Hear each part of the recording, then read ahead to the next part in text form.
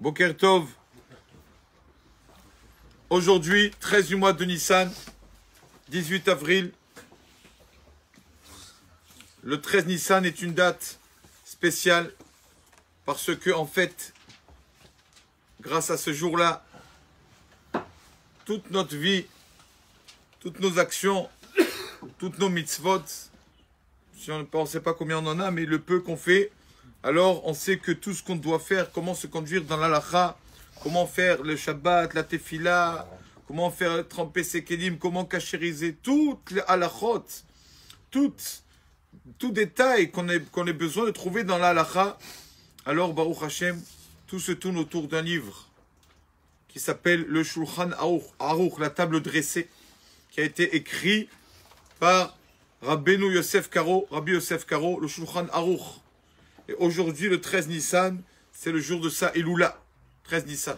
Le Shulchan Aruch, nous savons tous que Akadosh Baruch Hu, Magdim Refoua la Maka, Akadosh Baruch Hu, avant des fois de donner un coup à la personne, Akadosh Baruch Hu a déjà préparé le remède. Le remède, avant de donner le coup, le remède est déjà prêt. Plusieurs fois, on a dit, c'est marqué dans Tehillim, il le Chavetz Chaim Hanoten, Sheler Katsamer. Akadosh Baruch Hu donne la neige comme la laine. Qu'est-ce que ça veut dire, donne la neige comme la laine? Akadosh Baruch Hu, avant d'envoyer la neige dans un pays, dans une ville, avant de faire descendre de la neige, Akadosh Baruch Hu regarde la laine. Combien de laine ont les habitants pour se couvrir? Est-ce qu'ils ont assez de laine? D'après, comme ils voient qu'ils ont assez de laine, assez d'habits pour se couvrir, alors il envoie la neige. Avant d'envoyer la neige, déjà, il sait combien pour ne pas leur faire du mal. Donc, Akadosh Baruch Hu, il y a eu l'inquisition, le Guérouche Sfarad, et quand, pendant l'inquisition, à l'âge de 5 ans, aussi le Rabbi Yosef Karo, donc, on l'a aussi donc renvoyé d'Espagne. Et donc, Kadosh Baruch Hu, malgré qu'il y a eu ce coup à l'inquisition, quand même, on a eu avant cela une lumière qui est née. C'était Rabbi Yosef Karo Shulchan Aruch, qu'on appelle tous Maran. Maran en hébreu, c'est-à-dire notre maître. Maran, notre maître. Maintenant, c'est la mode d'appeler tout le monde Maran. Mais le vrai Maran, c'était Rabbi Yosef Karo. Pourquoi on l'appelle Maran? Pourquoi Maran? Parce que il y a eu un diplôme de 200 rabbanim. 200 rabbanim qui ont enseigné et qui ont dit c'est lui le rav de tout Eretz Israël. Rabbi Yosef Karo. Maran, c'est les initiales de Mataim Rabbanim Nismach. Il a été donc justement diplômé par 200 rabbanim. Qu'on dit. Ce rav-là avait le mérite d'avoir le Rabbi Yosef Karo. Jusqu'à maintenant, on se connaît l'endroit à Tzfat. Parce qu'il finalement il habitait à Tzfat. Il avait le mérite d'avoir un ange. Un ange chaque nuit qui venait et qui lui enseignait la Torah. Et donc le Rabbi Yosef Karo, après marqué tout cela, a sorti le livre Magid Mesharim. C'est tout ce que l'ange lui a dit là-bas. Chaque nuit, il étudiait avec un ange. Et l'ange lui disait, tu sais Rabbi Yosef, si tu savais combien de monde tu tiens dans le ciel grâce à ton étude, grâce au mérite de ton étude, tu ne serais même pas allé dormir. Tellement que ton étude est importante dans le ciel. Comme ça. Il doit donner des ordres. Il doit dire, tu dois faire comme ça et comme ça. Tu dois finir toutes les Mishnayot chaque semaine.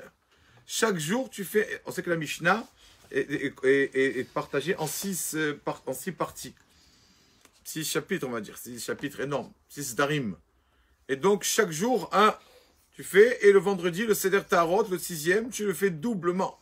2 fois. Chaque semaine, il fait sa Mishnah. Il lui a dit, il n'y a pas mieux pour la Neshama, pour l'âme purifier notre âme, que la Mishnah.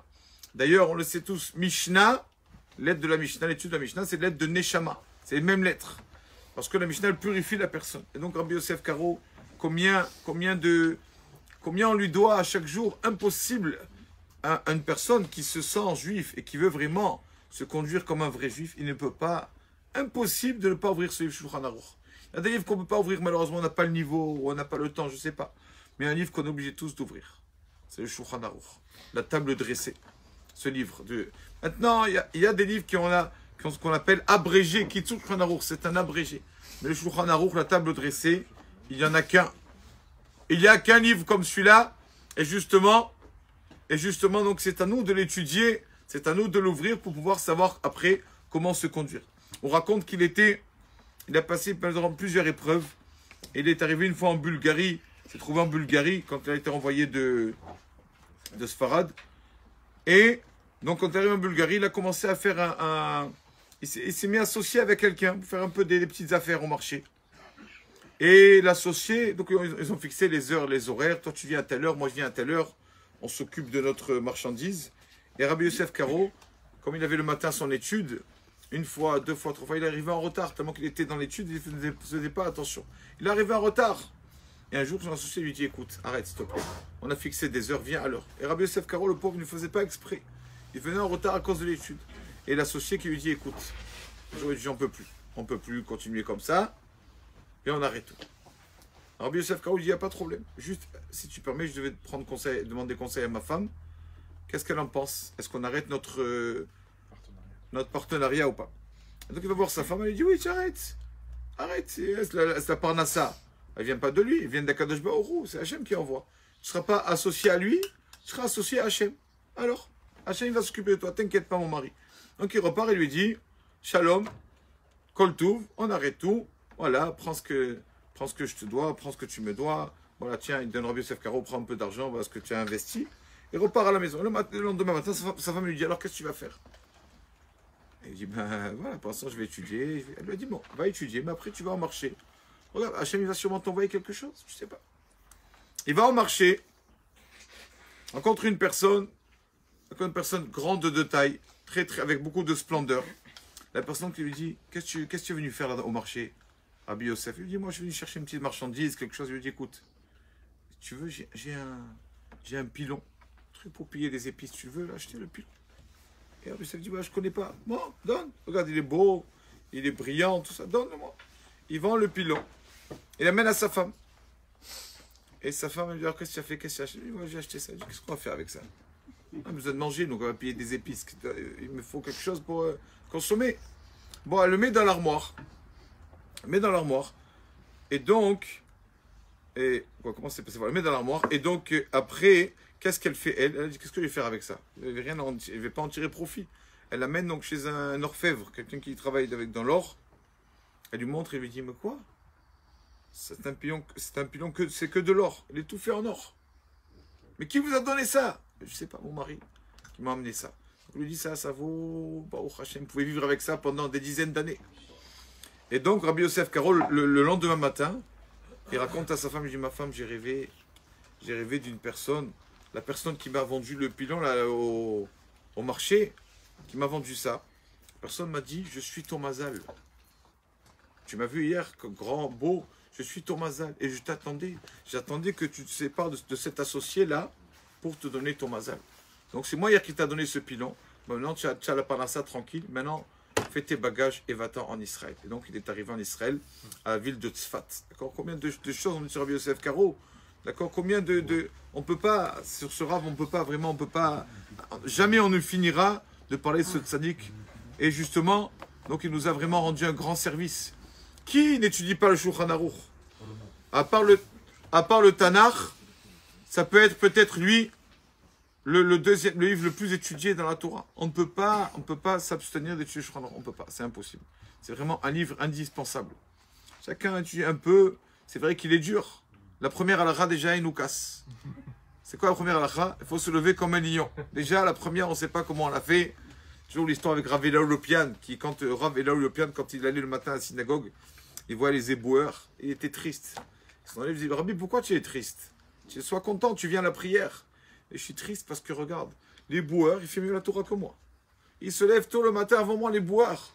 Regarde, si la première halakha, déjà l'éboueur, il fait mieux que moi, alors le reste, comment ça doit être? Donc on va lire Bezrat Hashem, une halakha du Shulchan Aruch, pour vraiment, Hashem nous aide, Bezrat Hashem, qu'on puisse vraiment accomplir ces paroles. Il n'y a pas mieux que ça pour se conduire comme dans la Torah. Et on sait qu'il a demandé, toute sa vie, il a demandé à prier, toute sa vie, il a prié pour mourir al Kiddushat Hashem. On sait qu'il y a une mort qui s'appelle mourir sur Kiddush Hashem. Mourir parce qu'on est juif, mourir pour donner son âme à Hashem. Ça, pas tout le monde mérite. Il n'y a que les tzadikim qui méritent. Comme les soldats d'Israël, par exemple, qui meurent à la guerre, tout ça. Ils sont morts pour Kiddush Hashem. Pas tout le monde peut mériter tout ça. Et lui, le Rabbi Yosef Karo a demandé à prier tous les jours d'avoir ça. Et finalement, on dit qu'il est mort normalement, à l'âge de 87 ans. Et Rabbanim ont dit, comment ça se fait qu'il a... On dit qu'en fait, toute sa vie, c'était Kiddush Hashem. Toute sa vie, il a sanctifié le nom de Dieu.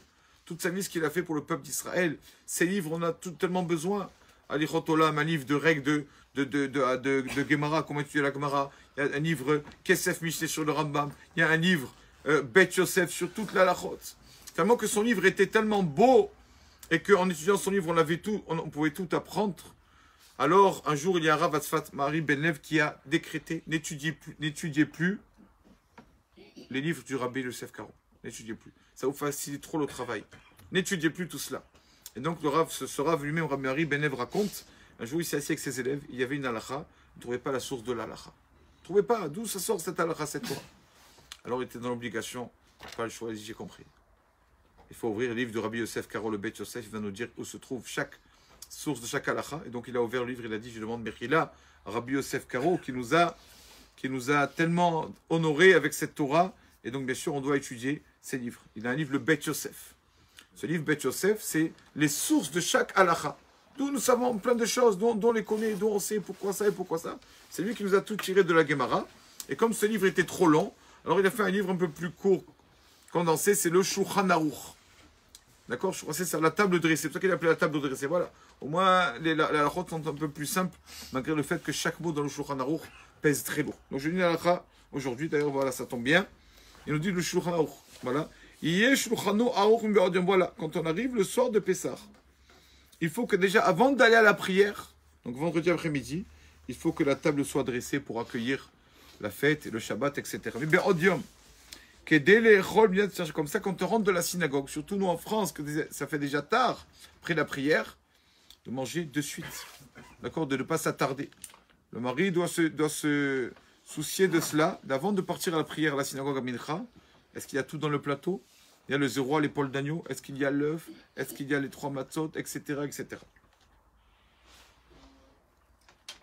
Et donc, c'est une mitzvah de faire le plus vite possible pour les enfants, pour ne pas qu'ils dorment. Voilà. Et donc, bien sûr, ce soir de Pessah, nous sommes comme des rois. Donc, mettre des beaux ustensiles, chacun, d'après sa possibilité. Et donc, même un pauvre qui n'a pas d'argent, la mitzvah, pour les 4, il doit vendre même son habit pour faire cette belle mitzvah des 4 vers. À tel point que il faut faire vite, que même cette semaine, ça tombe vendredi soir. Donc, normalement, le vendredi soir, on chante Shalom Aleichem et Shet Raïl. On chante tout ça. Eh bien, non, on le saute. Nous, coutume de ne pas le faire, Shalom Aleichem, de ne pas accueillir les anges le soir de Pessah qui tombe Shabbat. Premièrement, parce qu'il faut faire vite, comme ça, on peut laisser les enfants éveillés pour raconter l'histoire de la sortie d'Égypte. Et deuxièmement, on voit dans le Zohar qu'on lit avant de commencer la Haggadah, le Zohar nous dit que Akadosh Baruch Hu, Hachem, le soir de Pessah, vient avec les anges, vient écouter, vient à chaque table d'une personne qui fait le Seder, et vient Akadosh Baruch Hu, il vient écouter. Et si Akadosh Baruch Hu vient avec les anges, donc déjà, comme ils viennent déjà, c'est pas la peine de les appeler, de dire aux anges Shalom Aleichem, bienvenue les anges, ils sont déjà là. Ils sont déjà là. Mais, voilà, est-ce qu'ils restent avec nous ou pas? Tout dépend de notre parole. Est-ce qu'on va s'énerver, est-ce qu'on va dire des paroles vaines, tout ça, Hachem, il dit, allez, on s'en va, on fait les bagages, on s'en va. Tandis que si on parle des paroles de sainteté à la table de Pessah, on ne dit pas de paroles vaines, toute la nuit, Kadosh Baruch Hu se trouve là à notre table, à Shechina, avec tous les anges. Donc c'est pour ça qu'on ne dit pas Shalom Aleichem. Quand on dit Shalom Aleichem, on le dit parce que les anges viennent. Mais comme ils sont déjà là, pas la peine de dire Shalom Aleichem. Baruch Adonai Leolam. Amen. Amen.